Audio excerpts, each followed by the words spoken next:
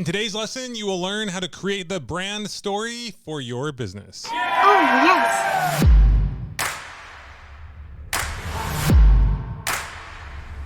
Hey, what is going on, Millionaire University, my fellow viewers? We need to come up with a mascot so we know what to call ourselves. You got any ideas?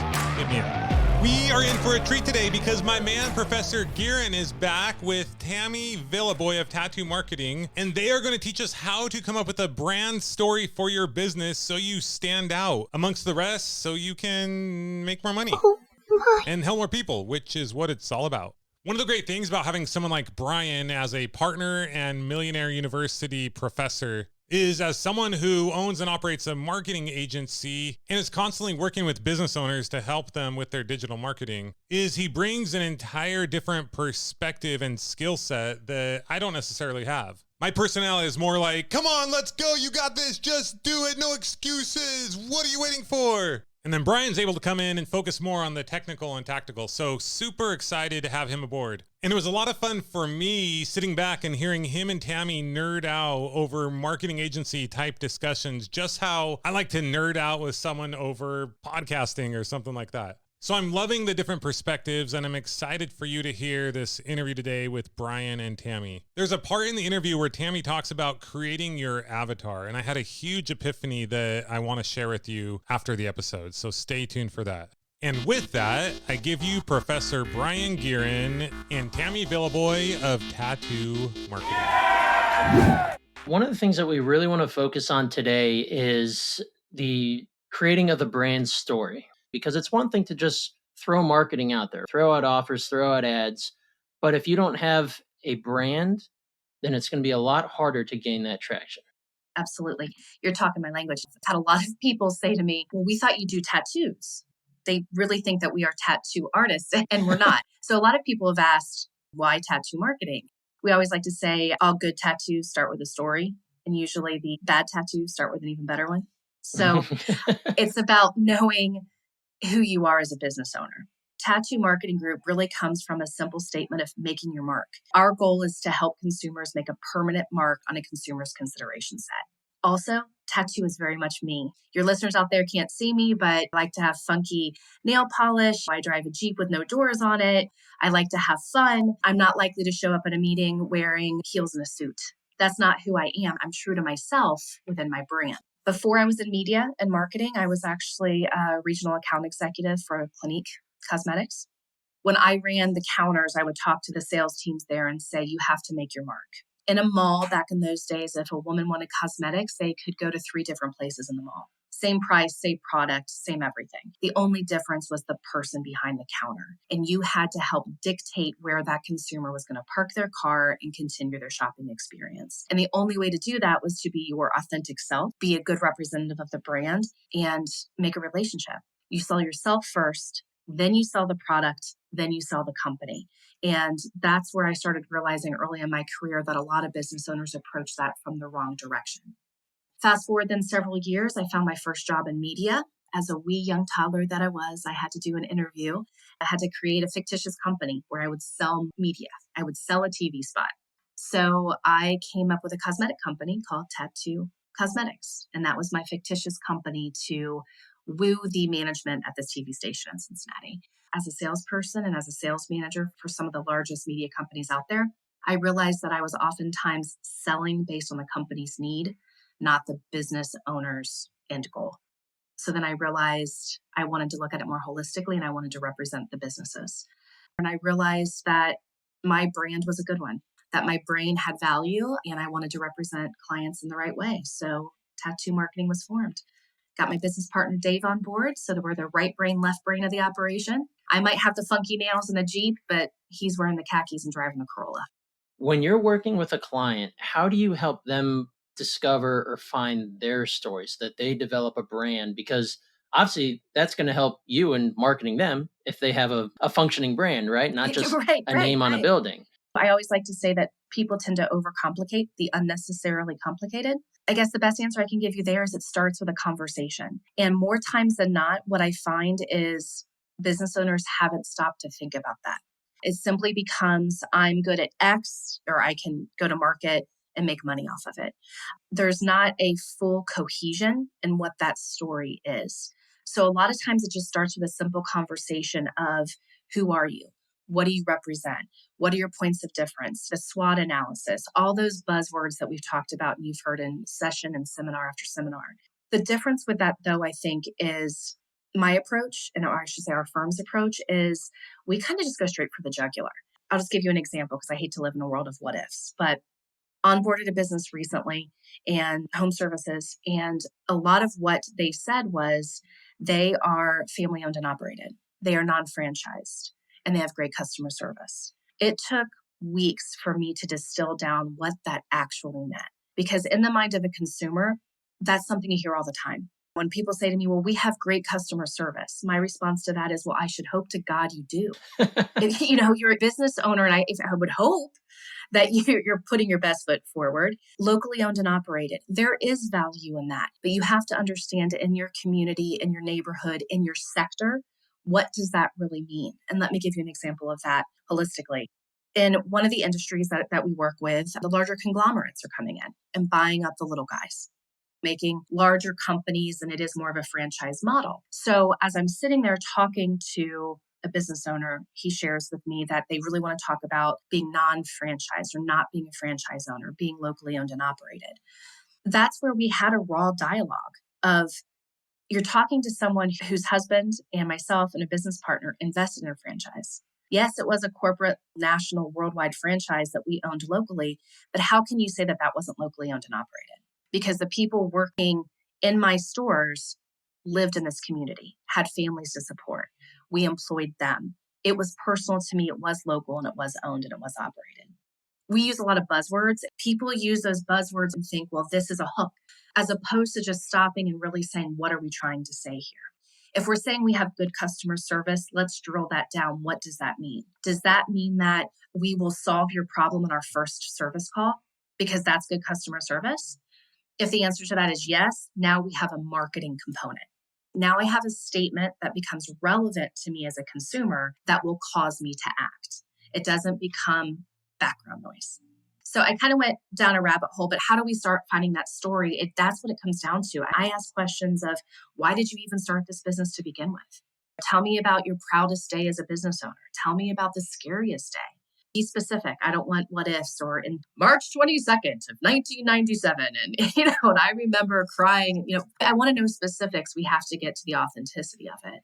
And then we wouldn't be business owners and successful at guiding other business owners without understanding what the ROI is. So that comes down to, you might have your story and it could be a feel-good story, but how does it help make you money? So I start by having the tough conversations. I love that. In business, earning that know, like, and trust factor is key. There has to be some degree of that before they say yes and sign on the dotted line. And we want that as humans. We want that in life in general, with our friends, with our family, and with our clients. I love that point that it all starts with a conversation. And the conversation has to be, I think a lot of times we neglect to acknowledge relevance. I mean, you and I, kind of playing in the digital marketing space just because that's where the world has evolved. But relevance is such a key word. So as a business owner in crafting your story, the first step after the conversation is start to identify how is that relevant to your core market? Because if you don't establish relevance, you're never going to get to a relationship, which is never going to take you to the ROI that you need. Relevance, relationship, ROI, the 3 R's that I look at. But you have different angles, but it comes down to identifying the right person at the right time with the right message. And those 3 things have to be the same, which then comes down to cohesion. How many times have you talked to business owners and all of a sudden they're like, they haven't even been on their website themselves in months, years. They hired somebody else to do social who's not doing their website, who's also not doing their print collateral, who's also not talking to their salespeople. So all of a sudden you're realizing that everybody's working so hard, but under their roof, there is no story cohesion. As a consumer, I need consistency and I need cohesion. That's kind of, to me, part of the brand story. What's the theme? If we want to be a family-owned business, then let's make sure that our family values are represented aesthetically, literally, figuratively, kind of where we go. And you look at everything from the outside and say, if somebody's on my Facebook page, does that look like the same business as my website? Does that match the collateral that the client's getting on a leave behind? Does that look like my sale, the price tag, whatever the case may be? Is that cohesion? That's so true. How do you get buy-in from the clients? Because I'll run into this with my clients. It's we start out, we're hot and heavy, things are going great. We do the same thing at Ricochet. We align their story. We have a conversation with multiple conversations to figure out who they are, what they do, and how they do it, and then how we break that down and then take it to market. But how do you make sure you get continuous buy-in from clients? Because it's human nature, right? We get all hot and heavy with something for a month and then business happens or life happens and we start going back to almost their status quo. They haven't formed the new habit. How do you handle those situations with your clients? My head goes to two places first. I think the first one is this was actually a former colleague, her husband, that gave her this advice. And I loved the phrasing. It was, you can only bring people along with you at the speed of trust. Once people trust us, you start to see a little bit of the loosening of the reins. The other thing too is I think, and I learned this from all of my years of sales training, was constant management of expectations. You have to get the buy-in out of the gate on expectations, because that is also a big miss with small and business or small and medium-sized businesses. I'd probably venture to say all businesses, where there's an intent or an effort, but the expectations are not realistic or not aligned with the approach. And that's everything from, my business partner Dave likes to use the phrase metrics that matter, and he goes into marketing math. If you have a business owner who says, well, I've got $1,000 to spend this month, but they expect to get 500 clients from it, you have to have those conversations. So I think in order to continually get that buy-in and to get their involvement, which, my God, I've learned is key, you have to have that constant management of expectations. It's acknowledging it. Okay, Brian, you told me you needed X. In order to get X, you're willing to give me Y. Based on what you told me, based on data, you back up and you say, these expectations are probably not realistic and you're going to set us both up to fail. And again, those tough, honest conversations. Relating it back to the story, once you extract the story and you make it part of their marketing, I find that it's hard, and even from past jobs I've had in years gone by, where it's this is our brand, this is our story, but it's easy to fall into that trap of just kind of forgetting it or not living up to it or living by it. So it's one of those things where it's just as hard to keep a business owner focused on what needs to get done on their day to day. But in the marketing, it kind of bleeds into culture. But as it relates to that story, do you kind of have to remind your clients that, hey, when we first started working together, you said the part of your story was big on customer service, and we define that as getting the job done on the first service call. Are you guys living up to this? Because based on a couple reviews or whatever you might be hearing with your ear to the ground, I feel like we're not living up to that story. Is that part of your job to tell your client that? Always, because again, I mean, to me, that's an extension of their brand and their logo. And as an outsourced CMO, I don't see myself always as the owner of Tat2 Marketing Group. I see myself as a CMO for insert company name here. So I do absolutely think it's my job. Now, is it, sometimes I like to call it butt on the line? Whose butt's on the line there? That might not necessarily be my butt on the line. Because as a CMO, my job is to increase traffic, increase awareness, help bring people to the door. It's up to the people that work at those establishments to convert the business. However, that honest dialogue, I think, is key. So yeah, those conversations absolutely do exist, because then it comes down to, quote, another good sitcom, Friends, right? Pivot, pivot, Yeah. Pivot.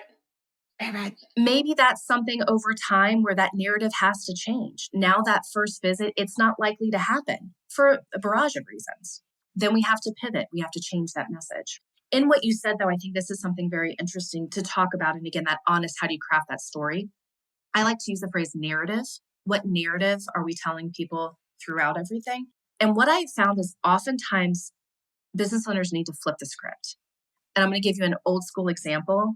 My husband, way back when, right when the Google was the new thing, going to market with a whole idea of that cost per click or a Google ad. What does that mean? My husband worked for a men's retail company at the time, clothing store. They invested a ton of money into the first ever Google Ads campaign, search campaign. And 2 months in, he comes to me and he's like, it's just not working.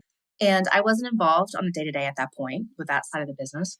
But long story short, I looked at the reports and they were going after foot apparel as the marketing term. So then I'm looking at it as, from the consumer, you don't look for foot apparel. You look for like shoes or sneakers or kicks. Oftentimes in that constant conversation of making sure we're honing the narrative, You have to have a conversation with the business owners, the support staff, the key players, influencers in the business to say, are you talking or marketing yourself as the consumer searches for you? Oftentimes, we need to flip the script. They're leading with something that they see as important or they feel strongly about, but then you have to have a conversation of, does that align with demand? Does that align with consumer behavior? And then from there, we could go into 15,000 different directions on what that answer might be. But we like to go through an exercise with our clients where we create an avatar for all of our clients, literally give them a name. One of the ones that we have for our HVAC businesses, her name is Jennifer Winters. We have a picture of her. I know what kind of car she drives. I know what she does on the weekends. I know where she shops. So then we put that through a litmus test. So then we constantly revisit the avatar. Is Jennifer still the right person? Is this still what's feeding our biggest return on investment? If that answer is yes, then anytime a new idea or opportunity approaches us, we ask, would that impact Jennifer? Would Jennifer like that? And if it doesn't pass muster there, then we have our answer. In a few cases, sometimes it's no, Jennifer wouldn't, but this helped us identify a different area of business. Okay, then that's a different avatar with a different approach and different campaign. You need to be confident if you're going to go out and sell your services in whatever business you're in. With that confidence, do you find that with your story intact, it just makes it that much easier to have that confidence? The podcast for Millionaire University, the LAC, the one that was just published a few days ago, consistency is mentioned in there. And I think confidence is part of it. Don't doubt yourself. If you're going to go into business for yourself and you know you have value, be confident. There is a fine line between being confident and being cocky. My confidence allows me to say that, as I say a lot to business owners, we will speed up your learning curve. The confidence also helps when I know if I'm not the right fit for someone. It's the confidence in being a business owner to say the pitfalls that you get into, where when you start, as for those businesses that are listening to this that are up and coming, oftentimes you tend to just say yes to get a piece of business because you want that affirmation. Quite honestly, you maybe need the money, right? So you say yes, yes, yes. That's a different level of confidence, but that tends to build up over time to be able to confidently say, I hear you, business owner. I understand you need this. I am not the right fit. So it's the confidence in knowing when to walk away, when to introduce. But yeah, I think consistency leads to that confidence and having a brand story with what we do. I think if you talk to all of our clients, they're going to say very similar things about us. And ultimately, we help them sell stuff. That's my elevator pitch. I don't even need the elevator doors to close. What does Tat2 Marketing Group do? We help you sell stuff. Did it take you a long time or multiple iterations of your story to really hone in on the one that you have in place now? I know your story is your story, but the way you tell it can change. I think the iterations evolve based on experiences. My avatar for our ideal client has changed, but how I approach it and my overall personality and kind of our vision, that really hasn't changed. I would be completely misleading listeners and you if I didn't say that I am still a business owner. So sometimes I have to look at profitability and sometimes you have to make the tough decisions. And I wish I could help every single person that said, I have $100. Can you help me do a LinkedIn post? I wish I could. That part of the narrative has been different for me. But I think it just comes back to it's the root of who we are and the why we do it. My why hasn't changed. I love that. We have absolutely uncovered some gold together in talking about brand story. It's never too late to go back and investigate your story, get it out verbally, put it down on paper, put it in a Google Doc, and then start breaking it down piece by piece to bring it into your own marketing. No. And at that point, I mean, any good story usually has additional chapters or spinoffs or sequels. You can go wherever you want it to go. I just think it's important that as a business owner, as an entrepreneur, you stay true to yourself and where you want that next chapter to go. Let's give it up for Tammy Vilaboy of Tat2 Marketing. Tammy, bringing the heat. I've got a page full of notes, and coming from me, someone who doesn't take a lot of notes, that is saying something. I wrote down, it starts with a conversation. Who are you? What do you do? What do you represent? What differentiates you from everyone else? Go deep with it. Tell the story. What did you uncover? What can you use in your marketing? Relay that to your entire team and make sure that there's cohesion across all your platforms. Marketing channels, messaging, culture, everything. I also wrote down, you sell yourself first, then your product, then your company.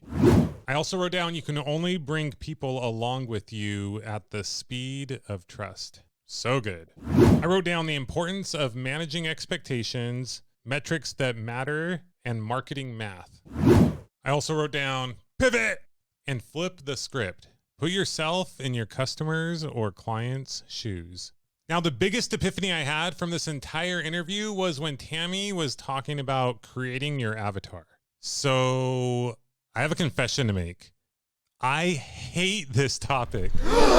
I've heard it talked about so many times, and whenever someone brings it up, I just roll my eyes and I'm like, are you kidding me? There's no way I'm just speaking to one single person, one individual. But I will say recently, as we're bringing more people on the Millionaire University team, and it's kind of like, even though I haven't actually named my avatar and given them a pet and had daily tea with them, I feel like in my mind, I have a general idea of at least the message I'm trying to convey and who I'm sharing that with. But as the team is growing, there are occasions when I realize, oh, like we're speaking to different people. We're not super clear on who we're speaking to. And so when Tammy said sometimes the avatar changes, and it's important to realize that, and that you can have multiple avatars and you can have different avatars for different campaigns, and you don't have to fully commit to that avatar forever. It's like the heavens were opened and I was like, there's my answer. So since that time, I've kind of in my mind thought of about 3 to 4 different avatars that we currently have and different avatars that we will probably have in the future.